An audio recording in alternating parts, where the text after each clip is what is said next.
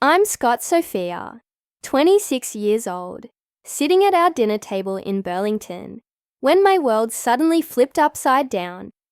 Dad beamed with pride, sliding a set of shiny BMW keys across the table to my brother. "Because you deserve it," he said, his voice dripping with admiration. "The car worth $150,000. I forced a smile, my fork frozen midair. Then Mum turned to me, her eyes cold. "Sadie, next month you owe $1,500 in rent." The air grew heavy, suffocating. My heart pounded, but I kept silent. That night, I quietly packed a single bag, a few clothes, my laptop, and a photo of Grandma, then walked out. No arguments, no scene. I drove to my boyfriend's place, hands gripping the wheel, mind in turmoil. They thought I would stay, and it like always. They were wrong. 2 months later, my phone wouldn't stop buzzing. Missed calls, texts, voicemails flooding in. Now they were the ones begging. But I couldn't help asking myself what had happened that suddenly threw my entire family into panic. I paused for a moment, staring at the screen, torn with conflicting emotions. The calls and pleas kept pouring in. Finally, I took a deep breath and let my fingers glide across the keyboard. I typed just 4 words. "Ask my worthy brother." Before we dive deeper into the history, tell me, where are you watching from? And what time is it right now? I'd love to know how far my story has reached. The next morning, I sat on Justin's couch, my boyfriend with a cup of coffee gone cold in front of me. His Burlington apartment was a quiet haven, the faint hum of a kitchen fan, the only sound. I opened my laptop, finger unsteady, and logged into the old family bank account. As a banker, I'd managed it for years, paying their bills while scraping by myself. They called it my duty, handling utilities, groceries, even Dad's car insurance, because I was their responsible one. But last night's sting lingered. Dad's smug grin as he handed my brother those BMW keys. Mom's sharp demand for $1,500 in rent. It cut deeper than I could say. I scrolled through the account history, my eyes tracing every line. Then I froze. A withdrawal dated 6 months ago. $250,000 moved to an account I didn't recognize. My pulse raced. I pulled up the trust fund Grandma set up when I was 10, meant for my college or a house. I'd trusted Dad to keep it safe, never checking it myself. Now the balance stared back, almost nothing. My throat tightened. Dad's name was on every withdrawal. $50,000 for Evan's college tuition, $30,000 for his summer in Europe, $150,000 for that gleaming BMW. My brother got everything while I got a bill. My chest burned with a mix of fury and hurt. I'd carried their financial load for years. 3 years back, I paid $2,000 for Mom's dental surgery, emptying my savings. Last winter, I covered their electric bill, $500 when Dad said they were strapped. Every month, I paid for their cable, their phone plans, their groceries, thinking it was my role as the eldest. I'd skipped trips, worked overtime, and shelved my own plans. And now they'd taken what Grandma meant for me. My hands clenched the laptop. This wasn't neglect. It was theft. Justin walked in, his brow creasing as he saw my expression. "Sadie, what's going on?" hesked, sitting close. I turned the screen toward him, my voice low. "Dad stole my trust fund. All of it." His eyes widened as he read the transactions, then softened with anger. "That's wrong." He set his hand on mine. "You don't deserve this." His support anchored me, but the betrayal still churned. I thought of Grandma, her weathered hands from years running her construction business, her quiet promise to secure my future. She'd trusted Dad, her own son, to protect me. He'd failed us both. I closed the laptop, my mind spinning. I wasn't letting this go. I remembered my grandma's old financial advisor, a kind man I'd met as a kid. He'd helped her set up the trust, and he might know something. I grabbed my phone, scrolling for his number, my resolve sharpening. This wasn't just about money. It was about what was mine, what Grandma fought to give me. I wasn't the quiet daughter who'd keep bailing them out. I was done. Justin squeezed my hand. "Whatever you need, I'm with you," he said. I nodded my jaw tight. I saw Mom's dismissive glance, Dad's pride uneven, and the truth hit hard. They'd never valued me. My finger hovered over the advisor's number. This was my first step to reclaiming what was stolen. I wasn't just fighting for justice. I was fighting for myself. By noon, I was on the phone, my hands trembling. I'd found the number for my grandma's old financial advisor. A name buried in memories of childhood summer sat her Burlington office. William's voice answered, warm but tinged with surprise. "Scott, Sophia, it's been years." His familiar tone pulled me back to days, spent trailing Grandma through her construction company's office. Her laughter echoing as she taught me to sort files. I took a deep breath and laid out what I'd uncovered. The trust fund nearly drained, with Dad's name tied to every withdrawal. I needed to know the truth. William listened as I detailed the missing $250,000 siphoned off for my brother's college, his Europe trip, his BMW. That fund was meant for me, wasn't it? I asked, my voice tight with dread. A heavy pause followed. "Yes, Sophia," he said, his tone somber. "Your grandma set it up when you were 10, for your education, or a home." My heart sank, the betrayal cutting deeper than I'd imagined. Grandma had poured her life into that money, and Dad had taken it all. He explained how Grandma, after decades building her construction business from scratch, created the trust to give me opportunities she never had. She'd started with nothing, hauling lumber and negotiating contracts in Eamon's world, and she wanted me to have a chance to stand on my own. She'd chosen Dad as trustee, believing her son would honor her wishes. She was clear. William said, "The money was yours, Sadie, no one else's." But Dad had full access, and he drained it. $50,000 for Evan's tuition, $30,000 for his travels, $150,000 for that car. I gripped the phone, my knuckles white. How could he do this? I whispered, my voice breaking. William's tone softened. "I didn't know until you called. Your grandma trusted David, but she was wise. She left instructions. If anything seemed wrong, I was to help you." He promised to pull the original documents, trust agreements, Grandma's letters. "Anything to prove her intent, I'll send them to you." He said, "You deserve this, Sadie." I thanked him, my mind spinning. This wasn't just theft. It was a betrayal of Grandma's legacy, her belief in me. I hung up, staring at my phone. David, my dad, had shattered her trust. I remembered summers with Grandma, just the two of us, in her office. After hours, she'd let me stamp invoices, her eyes bright, as she said, "Sati, you're tough like me. Don't let anyone hold you back." She'd tell stories of her early days, fighting for respect in boardrooms, saving every penny for our family. She saw something in me my parents never did. A spark of strength. Now her gift was gone, spent on my brother's luxuries. My chest tightened, not just with anger, but with grief for what she'd fought for. I wasn't just seeking answers. I was fighting for her dream for me. That afternoon, my inbox pinged with a message that broke my heart. It was from William with an attachment labeled Helen's letter. I hesitated, my finger hovering over the file. When I clicked, Grandma's words filled the screen, written in her steady, deliberate hand. "My Sophia dearest," it began. "This is for you to build a life free from anyone's shadow." She wrote of her dreams for me, to study what I love, to own a home, to stand tall without needing anyone's approval. The trust fund, $250,000, was her gift to make that real. My eyes burned with tears. Grandma had seen. Me believed in me when my own parents looked right through me. William's note explained the letter was stored in his firm's legal archive per Grandma's strict instructions. She told him to release it, only if I asked about the trust a safeguard to ensure I was ready to fight for what was mine.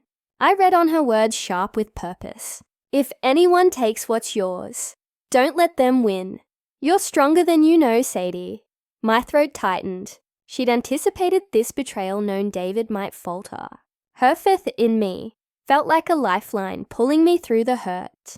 I remembered her voice, firm but warm, telling me stories of her early days in construction, fighting for respect in boardrooms, saving every penny for our family. She'd built that trust for me, and David had torn it apart. I opened the other files. William sent bank statements, trust agreements, and a series of emails from David to the bank. The first, dated 3 years ago, demanded $50,000 for Evan's college tuition, calling it family business. Another, from last summer, requested $30,000 for his Europe trip labeled essential for his growth. The most recent was a gut punch. $150,000 for his BMW marked urgent family need.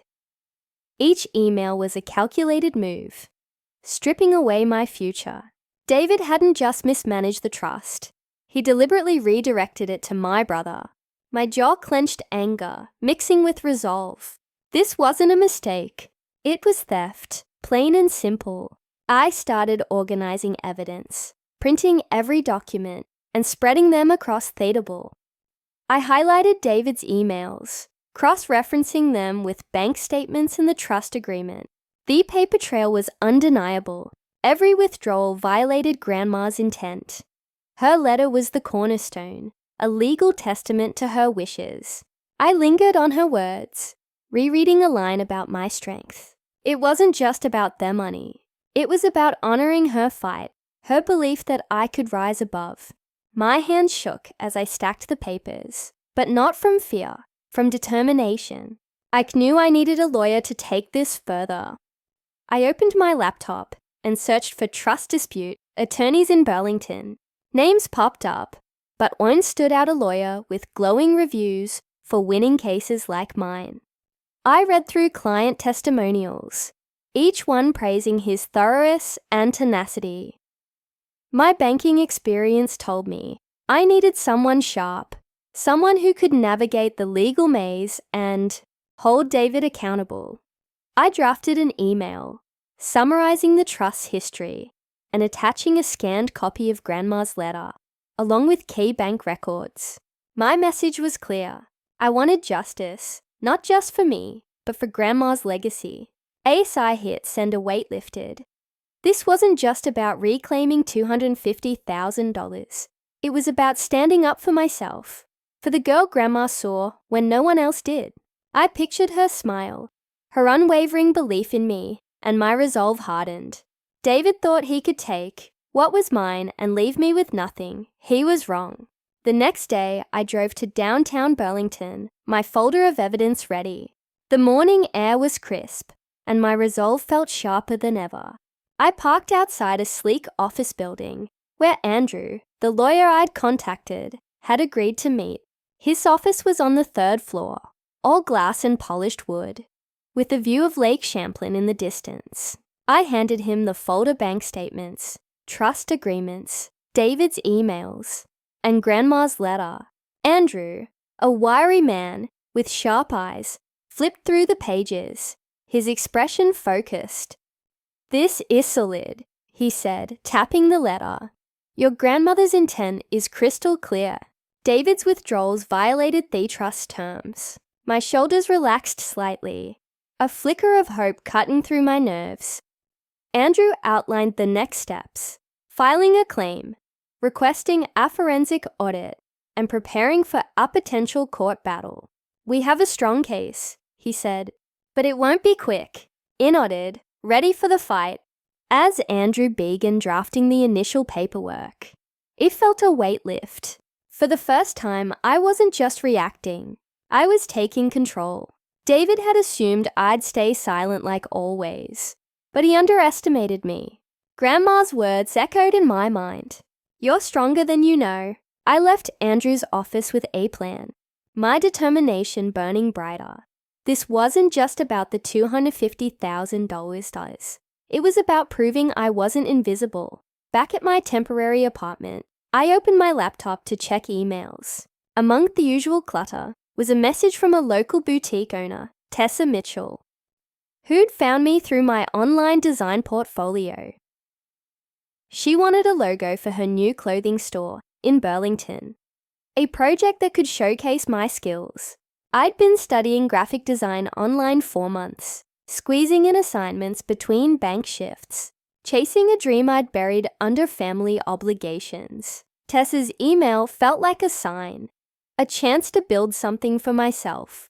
I replied immediately, setting up a meeting for the next day. I spent the evening sketching logo concepts, my tablet glowing in the dim light. Tessa's boutique, from what I'd researched, was vibrant and eclectic, blending vintage and modern styles. I poured my energy into clean lines and bold colors, losing myself in the work. It was the first time in weeks I felt free, unburdened by David's betrayal. By midnight, I had 3 drafts ready, each one a step toward the life I wanted. Grandma had always said, "Work hard, Sadie, and make it yours." This project was mine. The next morning, I met Tessa at her boutique on Church Street.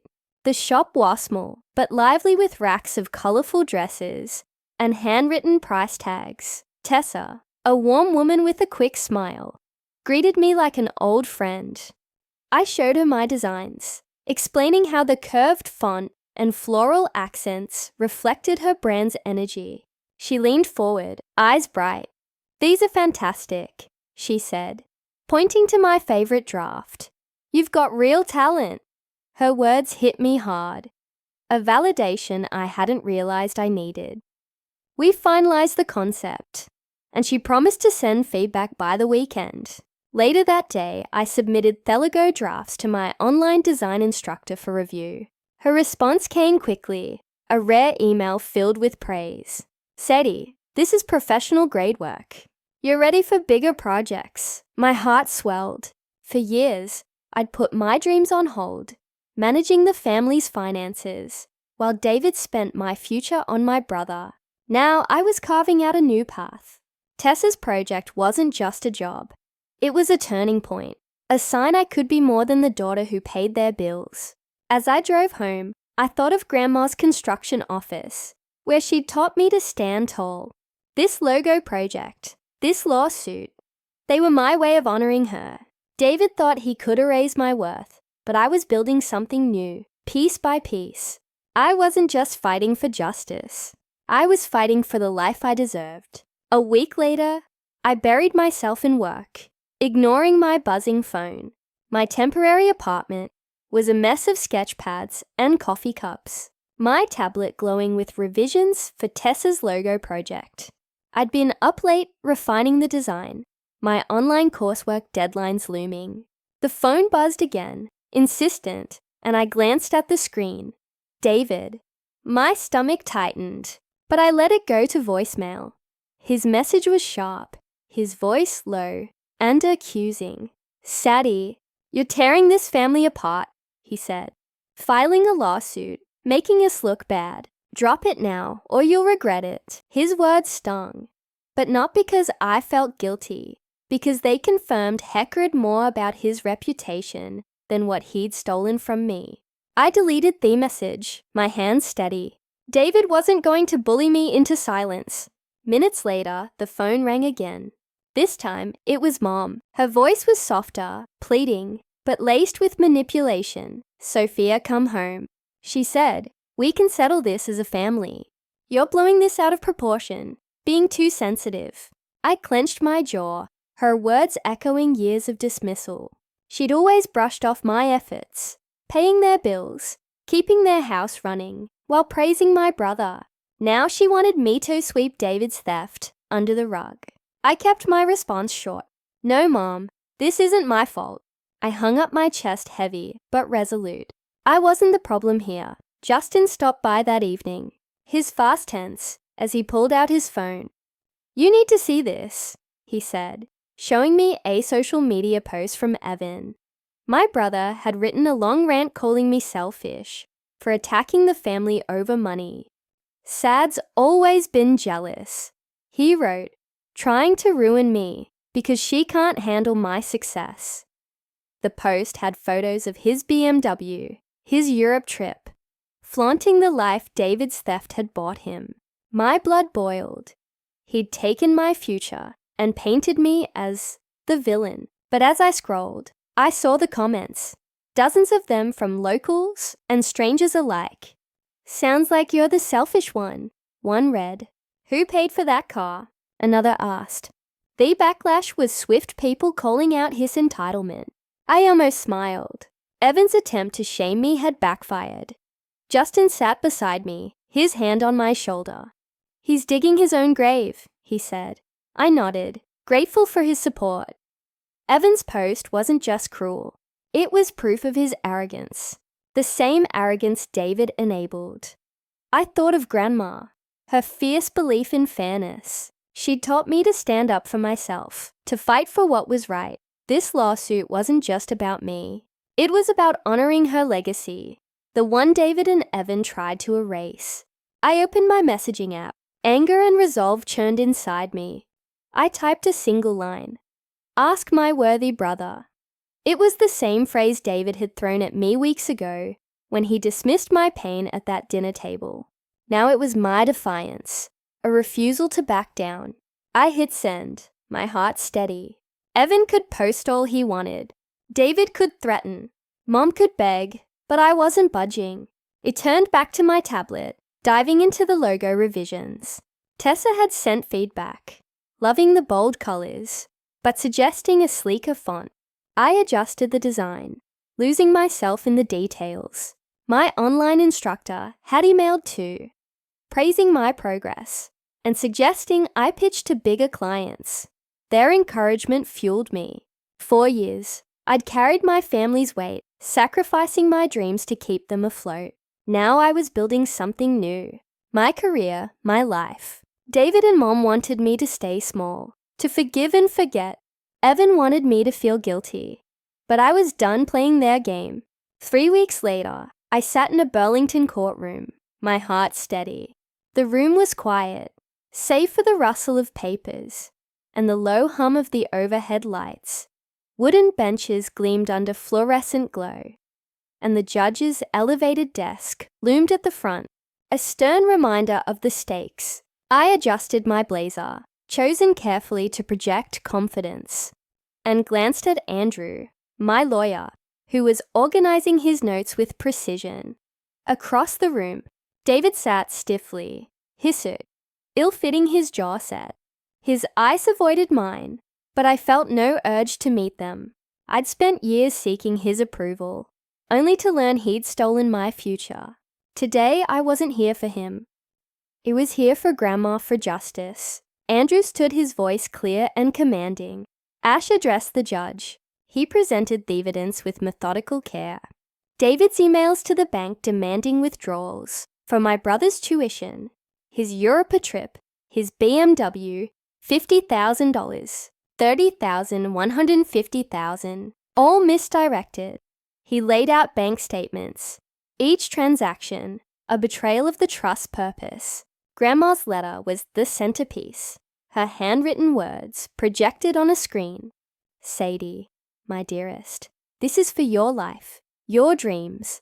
Andrew's tone sharpened as he argued David's violation of his fiduciary duty, emphasizing Grandma's explicit intent for the $250,000 to support my education or home.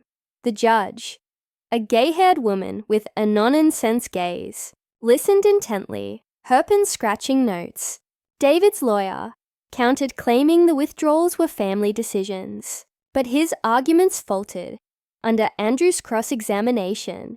The emails, cold and transactional, undermined any defense of shared intent. I watched David shift uncomfortably, his composure cracking as Andrew quoted, "Grandma, if anyone takes what's yours, fight for it." My chest tightened, not with fear, but with pride. I'd fought just as she'd urged. The judge deliberated briefly, her expression unreadable. When she spoke, her voice was firm.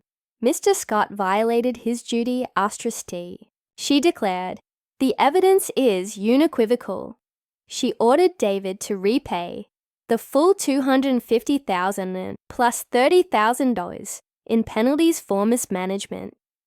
A ripple of relief coursed through me, my breath catching. It wasn't just the money, it was validation proof that Grandma's faith in me wasn't misplaced.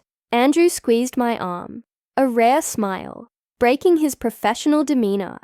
"We did it, Sophia," he whispered. I nodded, my eyes stinging. This was her victory as much as mine. As the courtroom cleared, I gathered my things, my stepslider. Outside in the chilly hall, Mom approached, her face streaked with tears. "Sadie, I'm sorry," she said, her voice breaking. "We didn't mean to hurt you. Please, let's talk." Her words trembled, heavy with regret, but they landed hollow. For years, she dismissed my sacrifices, paying their bills, carrying their burdens while enabling David's choices. Her apology felt like too little, too late. I took a breath, steadying myself. "I needed you before, Mom," I said, my tone calm but firm. "Not now." Her shoulders slumped, but I turned away, my heart resolute. I wasn't the daughter who'd bend anymore. Justin waited by the exit, his presence a quiet anchor. He took my hand, his grip warm and steady. "You were incredible in there," he said, his eyes proud. I managed a small smile, leaning into his support. We walked out into the crisp Burlington air, the weight of the past lifting with each step. David's betrayal, Mum's excuses, my brother's absence, they no longer defined me.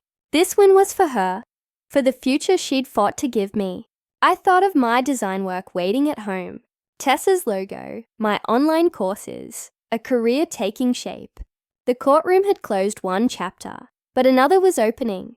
2 months later, I stood in my new Burlington home, keys in hand. The small 2-bedroom cottage sat on a quiet street, its white clapboard exterior glowing under the autumn sun. Inside, hardwood floors stretched across an open living space, where I'd already set up a corner desk for my graphic design studio. The walls, freshly painted in soft grey, held sketches from my portfolio, including Tessa's logo, now framed as a reminder of my first big break, with the $250,000 from the lawsuit, plus the $30,000 penalty. I'd secured this place a space that was mine, built on justice. Every creak of the floorboards felt like a victory, a promise kept to Grandma, whose trust fund had finally fulfilled her dream for me. I spent mornings in my studio sunlight, streaming through wide windows, as I worked on new design projects. Clients were trickling in, thanks to Tessa's glowing referrals. My online design course was wrapping up, and my instructor had connected me with a local agency seeking freelancers. The work wasn't just a job. It was a lifeline proof I could stand on my own. I thought of Grandma, often her stories, of building her construction business from nothing. Her insistence that I carve my own path. This house, this studio was my path, built from her belief in me. The wedding came together, quickly. A small gathering in a nearby park, under golden maple trees. Justin and I had planned it ourselves, keeping it simple but meaningful. I wore a cream dress I'd found in Tessa's boutique. Its delicate lace. A nod to her support, Tessa arrived with a wide smile, bringing a bottle of wine and a card signed by her staff. My friends from the bank and design course filled the small crowd, their laughter warming the crisp air. Justin stood beside me, his hand steady in mine, his vows quiet but fierce. "Sadie, you're my home." My heart swelled, not just for him, but for this new family we'd created, one that saw me for who I was. As we danced under string lights, I felt Grandma's presence, her voice whispering, "You did it." Sophia, a week before, I'd heard news of my old family through a mutual acquaintance. David's scandal had spread through Burlington's tight-knit business community. His construction firm, already struggling, collapsed under the weight of the lawsuit's publicity. He'd lost his job. His reputation in tatters as clients and partners pulled away. I felt a pang of pity, but it faded quickly. He'd made his choices, siphoning off my future for my brother's luxuries. Justice had caught up. Evan's fall was sharper. The acquaintance mentioned he'd sunk his money into a fraudulent investment scheme. Lured by promises of quick wealth, it wiped him out, forcing him to sell his prized BMW and leave Burlington in disgrace. I pictured Hyman so smug in his social media rants, now humbled by his own recklessness. His absence at the wedding didn't surprise me. He'd never owned his mistakes. Mom, I learned, was living alone, her calls tome unanswered. The acquaintance described her as withdrawn spending days, in the house I'd once kept afloat. Her tearful apology outside the courtroom lingered in my mind. But it wasn't enough to erase years of dismissal. I'd carried their burdens too long, and now I was free.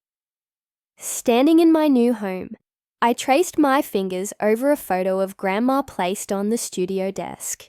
Her eyes, fierce and kind, reminded me of the strength she'd seen in me. I'd fought for her legacy, not just the money, but the belief that I was enough. David, Evan, and Mom had tried to dim that truth, but I'd proven them wrong. The lawsuit wasn't just about reclaiming $250,000. It was about reclaiming my worth. As he locked the door and headed to meet Justin for dinner, I carried a quiet certainty. Justice had given me a foundation, but independence had built this life. Grandma's lesson rang clear. No matter the unfairness, I could rise above. My home, my studio, my new family.